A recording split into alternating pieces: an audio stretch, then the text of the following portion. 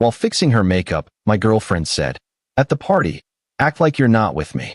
I looked at her in surprise but calmly replied, "Okay."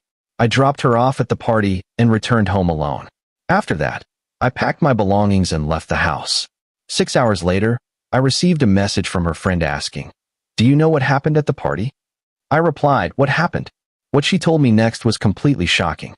"My name is Andrew, I'm 29, and I work as a network security consultant for mid-sized companies around Seattle. It's stable work, decent pay, nothing glamorous. I've been with my girlfriend Lauren for 3 years. We met at a coffee shop downtown where she used to work part-time while finishing her business degree. She was funny, ambitious, beautiful, the kind of person who lights up a room without trying. We moved in together about 18 months ago. Things weren't perfect, but I thought we were solid. That night started like any other Friday. Lauren had been talking about this party for 2 weeks. Her college friend Brittany was hosting it at some upscale loft in Capitol Hill. Lauren seemed unusually excited about it, kept mentioning how everyone would be there. I didn't think much of it. She'd been dressing up more lately, buying new clothes, spending extra time on her appearance. I figured she just wanted to look good around her old friends.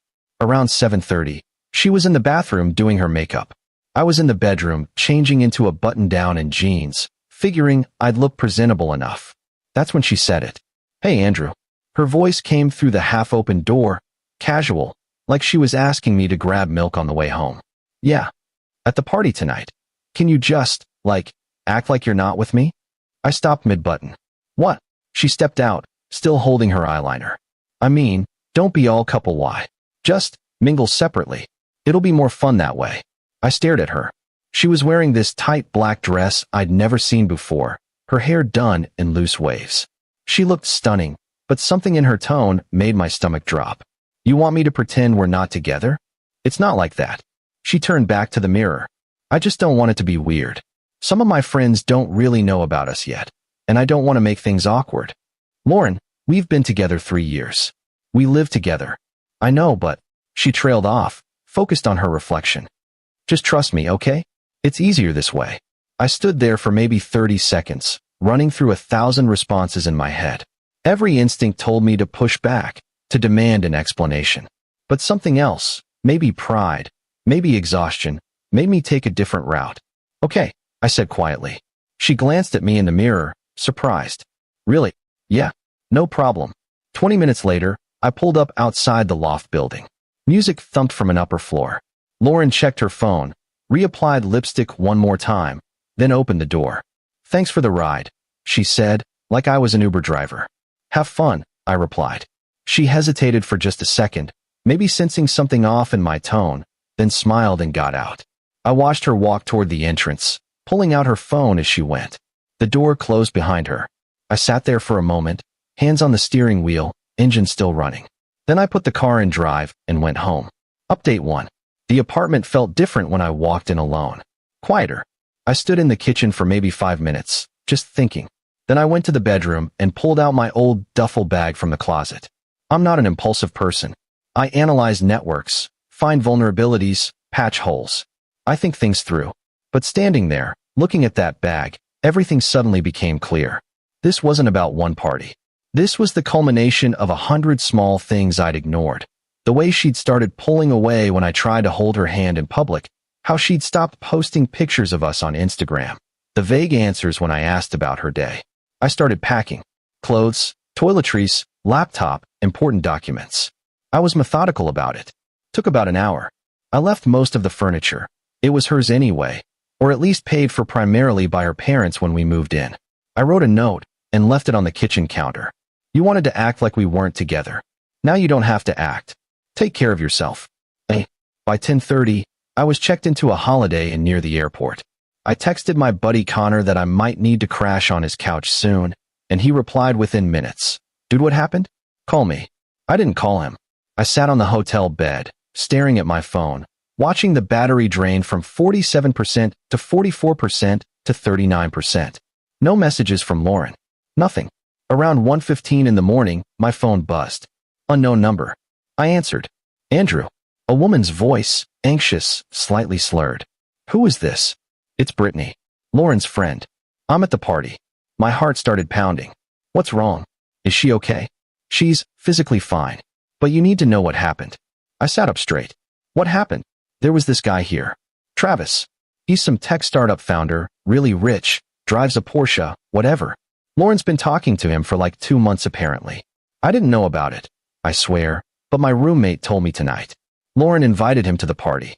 She was all over him. Andrew. Like, really all over him. My throat went dry. Okay. But here's the thing. About an hour ago, Travis got wasted and started bragging. He was telling everyone how he's got this arrangement with Lauren. How she's basically auditioning to be his girlfriend because he told her he needs someone low maintenance and fun who won't cramp his lifestyle. He said she's been trying to prove she's not clingy. I couldn't speak. Brittany continued, voice shaking slightly. Then he said something about how she told him she had dead weight to cut loose before they could get serious. Andrew, everyone heard it. People started looking around for you, and Lauren went pale. Someone asked where her boyfriend was, and Travis laughed and said, "What boyfriend?" That's when Lauren tried to backtrack, said you were just a roommate, but people know you guys live together. It got really awkward really fast. Where is she now? I managed to ask. She locked herself in the bathroom. She's been in there for like 20 minutes. She keeps texting someone, probably you. I thought you should know what kind of person she was being tonight. Thanks, Brittany. I'm sorry, Andrew. I really am. She hung up. I looked at my phone. Still nothing from Lauren. I turned it off and went to sleep. Update 2. Saturday morning, I woke up to 17 missed calls and 32 text messages. I turned my phone back on around 7. Most were from Lauren, starting around 1:45 a.m. and continuing until 5:30. Where are you? Andrew, this isn't funny. Answer your phone. I came home and your stuff is gone. What the hell? Did you really leave? Over nothing. You're being so immature right now. Call me back. We need to talk about this. The messages got progressively more desperate, then angry, then desperate again. The last one, sent at 5:28 a.m., just said, "Please." There were also 3 messages from her mother, 2 from her sister, and 1 from Connor saying, "Lauren showed up here at 6 a.m. crying. I didn't let her in. Told her, I don't know where you are. Want me to keep it that way?" I replied to Connor, "Yeah, thanks man." Then I blocked Lauren's number. Blocked her on Instagram, Facebook, everything. I spent that day apartment hunting online. By Sunday afternoon, I'd signed a lease on a small 1-bedroom in Fremont. It was more expensive than I wanted, but available immediately. I moved in that evening with my duffel bag and an air mattress Connor lent me. Monday morning, I went to work like normal. My boss noticed I looked tired but didn't pry. I threw myself into a new project, configuring firewalls for a medical office. It felt good to have something concrete to focus on. Tuesday evening, Brittany called again. "I know you probably don't want to hear from anyone right now," she started. "But I thought you should know. Lauren's been telling people you left because you were controlling and jealous." I laughed, actually laughed. Of course she is. It's not landing the way she thinks. A lot of people saw how she was acting Friday night. Travis has apparently been avoiding her calls, by the way. Guess he's not interested in someone who got exposed as a liar in front of everyone. Good for him, I said, meaning it. There's one more thing. Brittany sounded hesitant. She's been posting cryptic stuff online. Stuff about toxic relationships and finally being free. Just be aware. I deleted social media. But thanks for the heads up. You're handling this really well, Brittany said quietly. Am I? I stared at my empty apartment. I don't know. I just feel numb. That's probably healthier than what she's doing. For what it's worth, I'm sorry I introduced you guys. Not your fault. You didn't know. After we hung up, I sat on my air mattress and let myself feel it all for the first time since Friday. The betrayal, the anger, the embarrassment. Then I ordered pizza and watched old episodes of The Office until I fell asleep. Update 3. 3 weeks later, Connor invited me to a barbecue at his place. I almost said no, but he insisted. You need to get out, man. Meet some people. Plus, my girlfriend's bringing her coworker, and apparently she's cool. The coworker was named Harper. She was a graphic designer, had short auburn hair, and a dry sense of humor. We talked about nothing important, favorite pizza toppings, worst movie we'd ever seen, whether hot dogs were sandwiches. It was easy. Normal. So, she said eventually. Connor told me you went through a breakup recently. He did, huh? He's not subtle. She smiled. You don't have to talk about it. It's fine. Yeah, I did. 3-year relationship ended kind of abruptly. Her loss. Harper said, then immediately looked embarrassed. Sorry, that was presumptuous. No, I appreciate it. We exchanged numbers. Texted a few times that week. Nothing romantic, just friendly. It felt good to have new conversations that weren't weighed down by history. Meanwhile, through Connor, I heard that Lauren had been calling mutual friends, trying to find out where I was living. He'd told everyone to keep quiet. She'd apparently driven by Connor's place twice, looking for my car. She also called my girlfriend. Connor told me over beers one night. Asked if she knew anything. Sarah told her to leave you alone. I appreciate you guys having my back. That's what we're here for. Connor took a sip. You seem better, though. Less zombie-like. I'm getting there. The truth was, I still thought about Lauren constantly. Not in a longing way, more like trying to solve a puzzle. How had I missed the signs? When did she stop caring? Was there ever a moment where I could have fixed things, or was I always doomed to be the dead weight she needed to cut loose? One Friday in late November, I got a call from an unknown number. Against my better judgment, I answered. Andrew. It was Lauren's sister, Michelle. Hey, Michelle. I know you probably don't want to hear from any of us, but I needed to call. Lauren told Mom and Dad that you left her because you found someone else. She said you were cheating, and that's why you moved out so fast. Of course she did. I don't believe her, Michelle said firmly. I know my sister. I've watched her lie her way out of things since we were kids. I just wanted you to know that I know the truth.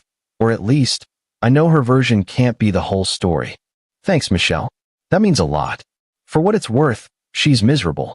She won't admit it, but she is. She thought this Travis guy was going to swoop in and give her some glamorous life, and he ghosted her after that party. Now she's stuck with the apartment she can barely afford without your half of the rent, and everyone who was at that party knows what she did. I didn't feel triumphant hearing that.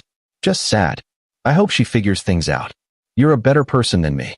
I hope she doesn't. Michelle paused. Take care of yourself, Andrew. You too. Final update. It's been 4 months now. I'm writing this from my apartment in Fremont. I bought a Real bed, got some furniture from IKEA, hung up a few posters. It's starting to feel like home. Harper and I have been on a few dates. Nothing serious yet, but we're taking our time. She knows the basic outline of what happened with Lauren, but I don't dwell on it. We have better things to talk about.